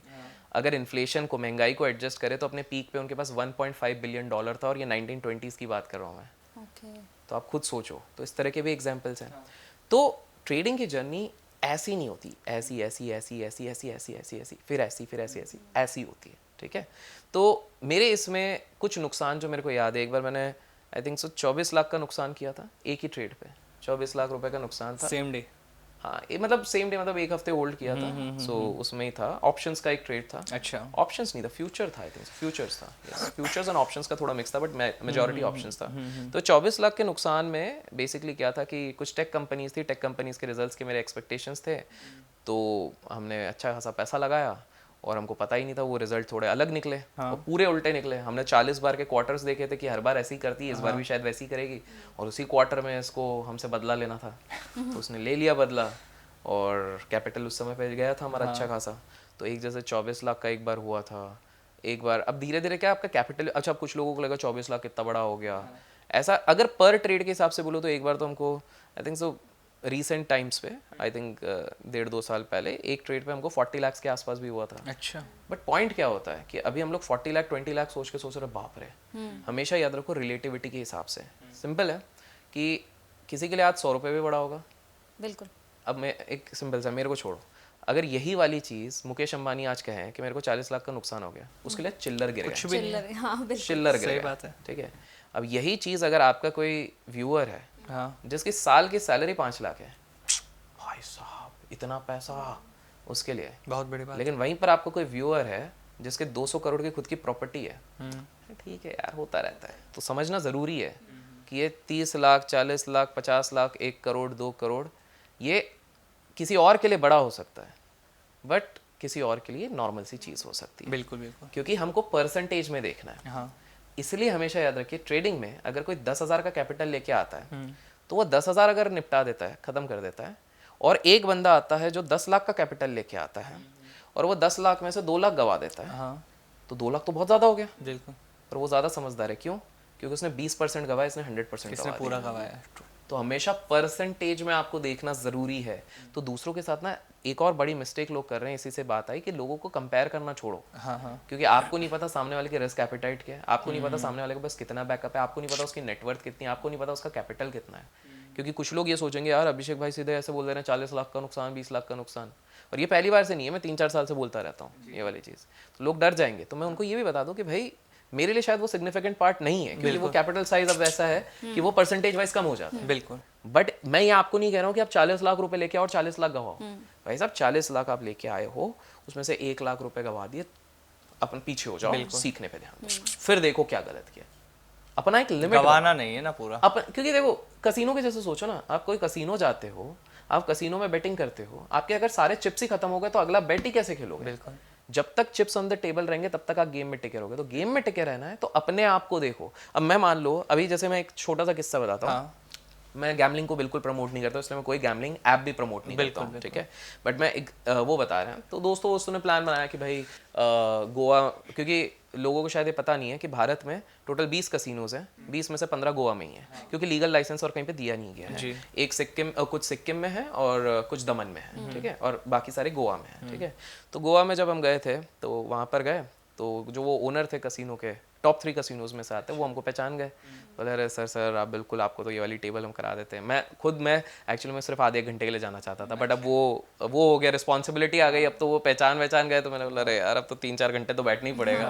हम रात को 11-12 बजे गए थे, क्योंकि दिन भर खुले रहते हैं वहाँ पर। लोग कसिनो पे जाते हैं, गोवा में लोग कसिनो खेलते हैं, बाहरी सोफे पे या जमीन पे सो जाएंगे, फिर सुबह उठेंगे, फिर उसी को कंटिन्यू करेंगे, गेम्स जो स्टॉप होते हैं ऐसे भी है वहाँ पर। कुछ लोग हैं जो 5 दिन बाद, और मैं क्रूज वाले कसिनोज की बात कर रहा हूँ, क्रूज से ही 5 दिन बाद निकलते हैं, क्योंकि जब तक आपके पास वो बैंड लगा हुआ है तब तक यू आर अलाउड, बाहर निकल के वो काटेंगे, ठीक है। तो वो लिटरली, तो अब जिस टेबल पे हम अपनी बेट्स ले रहे थे, तो हमारे बेट्स एक अलग चल रहे थे। तो मैंने XYZ पहले पैसा कमाया, ठीक है। अब मेरे को याद आया, अंदर से आवाज आई, पहले मैंने जितना कमाया उससे थोड़ा सा गवा दिया, पर प्रॉफिट मेरा। तो मैंने अपना सारा आंकड़ा लगा दिया, भैया पूरा सारा गोवा का खर्चा निकल चुका है मेरा। अब अभिषेक ज्यादा लालच नहीं करते हैं, पैकअप करके अपन निकल लेते हैं। वो लोग तो और इंटाइज कर रहे थे कि भाई फैन है, तो और उनको भी पता है 90% टाइम कसिनो जीतेगा। लेकिन मैंने बोला मैं निकल जाता हूँ। मैं और एक हम लोग टोटल 10 लोग थे, मैं और एक लड़की थी, हम दोनों प्रॉफिट में निकल गए। बाकियों को मैंने बोला भाई क्या है, तो एक जन उस समय पे थे, बोला मैं 1.5 लाख के प्रॉफिट में हूँ। बढ़िया, तो थोड़े बड़े स्टेक्स चल रहे थे। एक जन बोला 50,000, एक जन बोला 20,000, 30,000, एक जन 0 पे था। तो मैंने बोला यार देखो मेरे को आ रही है नींद, 2 बज गए थे अभी, 2-2:30 बजे। बोले मेरा प्लान था कि मैं जाके शायद क्लबिंग करूंगा, लेकिन अब तो वो भी नहीं है, तो मैं जा रहा हूँ विला पे, तुम लोग सुबह आ जाना। सुबह 6 बजे ये लोग आते हैं, नाचते खेलते हैं, ठीक है। मैंने बोला भाई क्या सीन है, तो मेरे को लगा बड़ा एक्साइटेड होंगे, क्योंकि उसी दिन हमारी फ्लाइट भी थी। तो पहला वाला बोलता है जो 1.5 लाख पे था, मालिक 80,000। मैंने बोला और कमाए? बोले -80,000। अच्छा ठीक है, सब ने गवाया। आखिरी वाला जो था, मैंने सोचा कि भाई ये थोड़ा सेंसिबल था, क्योंकि मेरे को लगता था वो है भी, पर पता नहीं क्या हो गया। उसने कमाए थे 1,000 रुपए, ठीक है। जब तक मैं छोड़ के गया। बोले क्या हुआ? बोले -500। बोले कैसे? बोले यार 1,000 पूरे डूब गए ना, फिर डिप्रेशन जैसा लग रहा था, तो उधर जो लड़का कॉइन्स बांट रहा था उसी को बोला मसाज कर दे, तो 500 रुपये उसको दे दे, वो मेरे पर मसाज के 500 ले लिए। तो आप सोचो, जो स्टॉक मार्केट में भी यही था कि सही टाइम पे टेबल। लेकिन अगर मैं कंपेयर करता, जो मेरे साइड के टेबल पे थे ना, एक बंदा था वो मेरे सामने 1 करोड़ रुपए उस टेबल पे हार के गया। 1 करोड़ रुपए, बट वो डायलॉग मार के जा रहा है। हाँ। वो डायलॉग ये मार के जा रहा है, अभिषेक दारू पीते पीते, एक बात बताऊं तुमको। बोले बताइए भाई। तो बोले जो कसिनो में असल में आता है ना, वो जीतने के लिए नहीं, वो खेलने के लिए आता है। अच्छा, कुछ अच्छा डायलॉग लग रहा है, तो बढ़िया है। बाद में वो दोस्ती हो गए, तो पता लगा तो वो ऑलरेडी 600 करोड़ के मालिक हैं जायदाद के। अब कंपेयर करो। उनके लिए 1-2 करोड़ तो कुछ था ही नहीं। 1 करोड़ मतलब वो ऐसे गोवा की पार्टी करने के लिए वो आ गए हैं। 600 करोड़ तो यही है। लेकिन अगर एक आम इंसान जो देख रहा है, वो 1 करोड़ क्या बात कर रहा है, एक व्यक्ति 4 घंटे में 1 करोड़ रुपए गवा के जा रहा है, एक टेबल पे बैठ के, और खुशी खुशी डायलॉग मार के जा रहा है, उसका दिमाग खराब हो जाएगा। ये चीज समझिए, हमेशा रिलेटिव चीज समझिए। मैं सक्सेस में भी ये चीज बोलता हूँ, किसी इंसान के लिए ट्रेडिंग में, कि भाई मैं महीने का खर्चा निकाल दूं एक समय पे, सिर्फ घर चला लूं, वो सक्सेस होगा। किसी के लिए होगा कि मैं वॉरेन बफेट जितना बड़ा बनूं तो ही सक्सेस बनेगा। जैसे क्या होता है, एक गांव से अगर कोई बंदा निकलेगा, उसके लिए सिर्फ इंजीनियरिंग करना सक्सेस होगा। किसी के लिए होगा एक अच्छे इंजीनियरिंग कॉलेज से करना अच्छा होगा, किसी के लिए होगा IIT से करूंगा तो ही अच्छा है, बट किसी के लिए होगा मैं IIT खड़गपुर का कंप्यूटर साइंस करूंगा, वही सक्सेस है। तो ट्रेडिंग में भी ना अपना इनफ भी समझना जरूरी है। दूसरे को कॉपी करना मत करो कि भाई उसने इतना नुकसान किया तो मैं भी उठा सकता। अरे भैया उसके पास 600 करोड़ थे, झेल लिया। तुम कहां से झेलोगे? एग्जैक्टली। तभी लोग जो आपने स्टार्टिंग में बोला ना, कर्जा ले लेते हैं, ये इसीलिए प्रॉब्लम हो जाती है, दूसरों का देखा देखी में फंस जाते हैं। वो चादर वाला जो लाइन है वो समझ जाओ, लोग कमेंट्स में बताएंगे, वो समझ गए होंगे, वही वाला है। जितनी चादर उतने पैर फैला। वही। अच्छा अभिषेक जी, एक चीज और जानना चाहते हैं, जिस तरह से आप चीजें समझा रहे हैं ना, सारी बहुत अच्छी व्यूअर्स को समझ में आ रही हो। अगर आपसे पूछा जाए कि आप कौन से स्टॉक सजेस्ट कर सकते हैं, हम बाय के लिए नहीं किसी को कहेंगे कि आप उनको खरीदो, बट हाँ कि ये ले सकते हैं या विशिष्ट में ये इन्होंने अपने लिए पूछ लिया है क्योंकि इन्हें भी पता है मार्केट में आप ही रहते हो, तो अरे नहीं। देखिए मैं एक सिंपल सा है, रेगुलेशन का रूल है जो मैं पूरी तरह, मैं लीगल हमेशा रहता हूँ कि हम स्टॉक्स इस तरह से बोल नहीं सकते रेकमेंड, बट मैं सेक्टर जरूर बताता हूँ जो मुझे लगता है आने वाले अगर 6-7 साल के लिए देखा जाए। ऑल्दो अभी हमने उसकी एक नेगेटिव साइड बोली थी, पर मैं कहूँगा डिफेंस सेक्टर एक अच्छा सेक्टर भारत के लिए होगा, और उसके लॉजिकल रीजन है, कॉमन सेंस है। देखिए एट प्रेजेंट अगर हम बात करें तो भारत सिर्फ 2% डिफेंस के प्रोडक्ट्स बनाता है, और हम लोग 8 से 9% इंपोर्ट करते हैं। हम दुनिया के सबसे बड़े इंपोर्टर्स हैं जी। तो भारत के सरकार को लगा कि भाई इस डिपेंडेंसी को घटाना तो पड़ेगा किसी तरह से। दूसरा है, जिस तरह से लास्ट 4-5 साल में युद्ध की चीज़ें हर जगह चल रही हैं, कभी पुतिन भाई साहब उठ जाते हैं कि भाई मैं इनके साथ लड़ लूंगा, कभी इजराइल का शुरू हो जाता है, आसपास बॉर्डर के निकट आते जा रहे हैं। तो भारत को भी ये डर है कल को चाइना और पाकिस्तान अगर वेल इक्विप्ड हो गया और इनने अचानक से कोई धावा बोल दिया और हमारे पास वैसा वेपन ही नहीं है उसको फेस करने का, तो हम क्या करेंगे? बिल्कुल। इसलिए आप देखो 5 साल पहले हमारे पास लिस्टेड ज़्यादा डिफेंस कंपनीज कुछ थी नहीं बोलने के लिए, बट अचानक से गवर्नमेंट ने अपनी पॉलिसी को काफ़ी लिबरल बनाया, क्योंकि गवर्नमेंट चाहती है कि अभी हम एक्सपोर्ट करते हैं 82 83 कंट्रीज़ को, जैसे मालदीव्स हो गया, थोड़ा बहुत और आसपास के हो गए, नेपाल हो गए, इनको करते हैं, लेकिन हमको और लोगों को इस चीज़ को सप्लाई करना ज़रूरी है, हमको खुद वेल इक्विप्ड बनना है। तो अभी डिफेंस सेक्टर काफ़ी है जिसमें काफ़ी चीज़ों में काम हो रहा है, सबमरीन्स पे काम हो रहा है, सिमुलेशन पे काम हो रहा है, टैंक्स पे काम हो रहा है, एविएशन पे काम हो रहा है। तो एक डिफेंस सेक्टर है। अब बाकी आप लोगों को बड़ा पैसा कमाना है तो रिसर्च कीजिए, एनालाइज कीजिए, पिक कीजिए। मतलब इतना लोगों के लिए बहुत है कि डिफेंस के और आपको कुछ लगता है तो आप लोग बिल्कुल कमेंट्स में बताइए, तो लोग दूसरे लोग भी देख के उस पर रिसर्च करें। जी। अच्छा अभिषेक जी, एक चीज़ और पूछना चाहूँगा, आपने एसआईपी और म्यूचुअल फंड के भी बीच में बात करी थी। जी। एसआईपी और म्यूचुअल फंड में ना लोग कंफ्यूज रहते हैं कि मैं म्यूचुअल फंड में ही अपना पैसा लेके चलूं, एसआईपी भी शुरू करूं या दोनों को शुरू करूं? पहले तो लोगों को ये समझना पड़ेगा एसआईपी और म्यूचुअल फंड में अंतर क्या है भाई। वो है सेम चीज ही है, लेकिन दोनों को दो रास्ते दिख रहे हैं ना सर। वो दो रास्ते नहीं है, वो मिलना सबको एक ही जगह पे। देखिए म्यूचुअल फंड क्या होता है कि भाई आज मान लो कोई बड़े बड़े शेयर हैं भारतीय बाजार में, एमआरएफ जैसे हो गए, पेज इंडस्ट्रीज हो गए, 50,000 1 लाख के शेयर हैं। अब मान लो आप खरीद नहीं सकते हो, तो आप क्या बोलोगे, इसका छोटा हिस्सा भी मेरे को मिल जाए ना तो अच्छा लगेगा कि मैं, इसलिए ये बढ़ेगा तो इतना पार्ट से मैं भी बढ़ जाऊंगा। तो म्यूचुअल फंड्स क्या होता है कि जब लाखों करोड़ों लोग साथ में मिलते हैं, बोलते हैं कि हम अकेले एक एक करके तो हम शेयर नहीं खरीद सकते, हम सब साथ में मिलके एक अमाउंट डालते हैं और उतने फ्रैक्शन में, उतने परसेंटेज में हम उतना शेयर के मालिक बन जाएंगे, तो वो म्यूचुअल फंड होता है। ठीक है, टेक्निकली ये चीज़ होती है। और एसआईपी क्या होता है, सिस्टमैटिक इन्वेस्टमेंट प्लान। नाम में सिस्टमैटिक, मतलब आप एक सिस्टम बनाते हो, हर महीने की 7 तारीख को मेरे अकाउंट से ऑटोमेटिक डिडक्ट होगा। एग्जाम्पल इन्वेस्टमेंट, मतलब कहीं इन्वेस्टमेंट कर रहा हूँ और एक प्लान है कि भैया 2 साल तक करूंगा या 6 साल तक करूंगी या 8 साल तक करूंगा, इस तरह से आपका होगा। तो एसआईपी यूजुअली आपका ऑटो डिडक्शन भी रहता है कि आप एक बैंक को मैंडेट दे देते हो, 24 घंटे के अंदर अप्रूव हो गया, आप ऑटोमेटिकली महीने में उतना उतना कटता जाएगा। अब एसआईपी आप अलग अलग चीज़ों में करते हो। म्यूचुअल फंड्स में आप जब करते हो एसआईपी, तो म्यूचुअल फंड के बहुत सारे तरीके होते हैं, कॉम्प्लेक्स ज़्यादा नहीं करेंगे। तो म्यूचुअल फंड का पैसा शेयर बाजार में ही जा रहा है। जब आप एसआईपी कर रहे हो तो एसआईपी का पैसा म्यूचुअल फंड में जा रहा है। तो आपका टेक्निकली पैसा कहाँ जा रहा है, शेयर मार्केट में ही जा रहा है। अब म्यूचुअल फंड में ना निवेश करने के 2 तरीके होते हैं। एक लमसम होता है कि भाई मैंने पुश्तैनी जमीन बेची है, 1 करोड़ रुपए आ गया, डाल दिया, ये एक बार में, इसको लमसम कहते हैं। और एसआईपी क्या होता है, 1 लाख रुपए, 1 करोड़ रुपए है, लेकिन अभिषेक जी का ये वाला इंटरव्यू देखा, उन्होंने बोले एक साथ नहीं डालना है। तो अब मैं क्या करूंगा, इस 1 करोड़ का मैं एसआईपी मेरे सेविंग्स अकाउंट में रखा हुआ है, टैक्स भर दिया मैंने, मान लेते हमने टैक्स भर दिया, तो इस पर मैं एसआईपी लगा दूंगा कि भैया हर महीने 2-2 लाख रुपए कटे।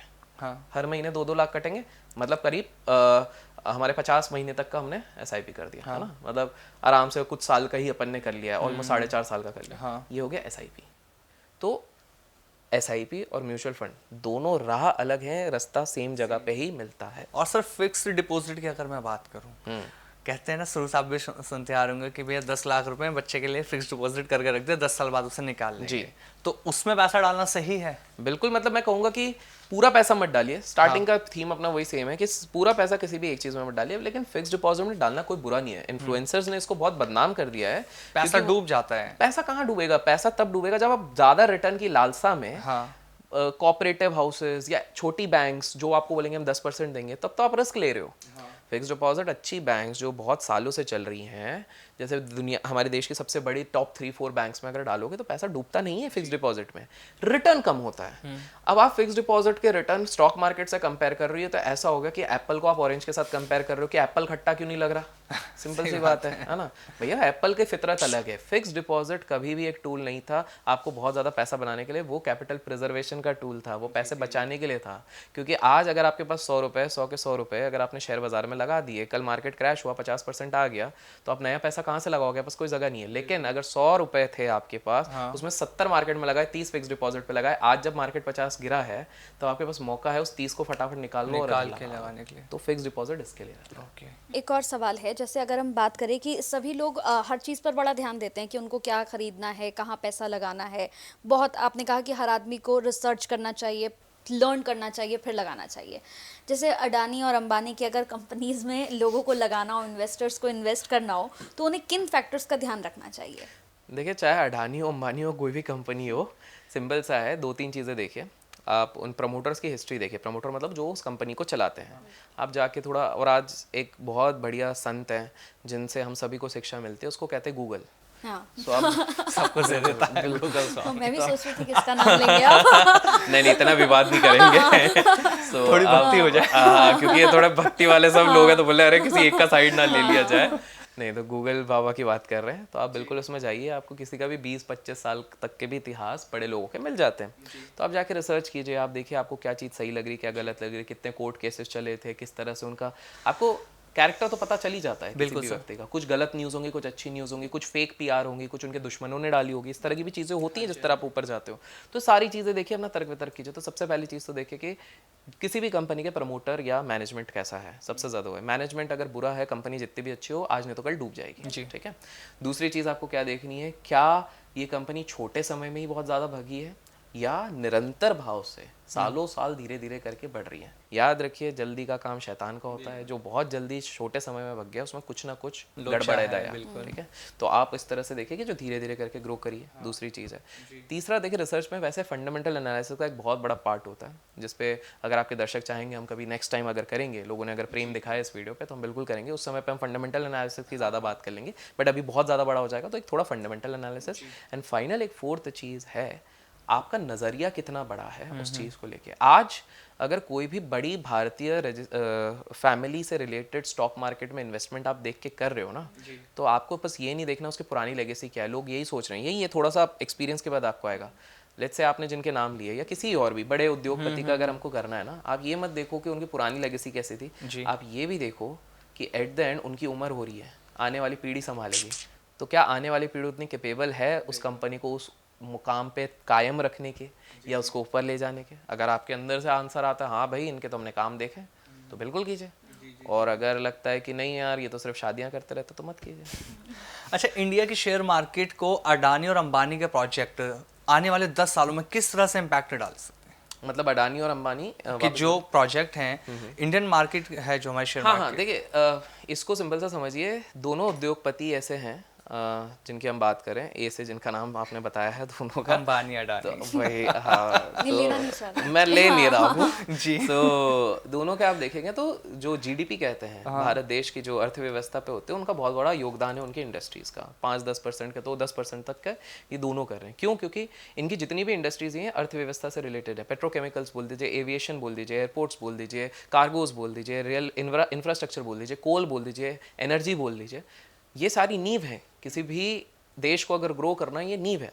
और कहीं ना कहीं इन लोगों के पास ये सारी इंडस्ट्रीज हैं, तो कहीं ना कहीं ये बहुत बड़ा एक सिग्निफिकेंट। तो जो लोग सिर्फ बैठ के इस चीज़ का वेट कर रहे हैं ना, कब हमारे देश के दोनों सबसे बड़े उद्योगपति का सबसे बड़ा फॉल आएगा, बेवकूफ़ो, आपको ये समझ में नहीं आ रहा। अगर वो दोनों खत्म हो गए तो हम लोगों की जो अर्थव्यवस्था है वो 10 साल पीछे चले जाएगी। कितने लोगों के रोजगार चले जाएगी, कितनी इंटरकनेक्टेड कंपनीज है चले जाएंगी। तो भले ही वो आपको जैसे भी लग रहे हो, आप उनको सहो। जैसे कभी कभार हमको रिलेशनशिप में सहना पड़ता है, लोगों के एग्जाम्पल के लिए बताया, तो वैसा आप कीजिए।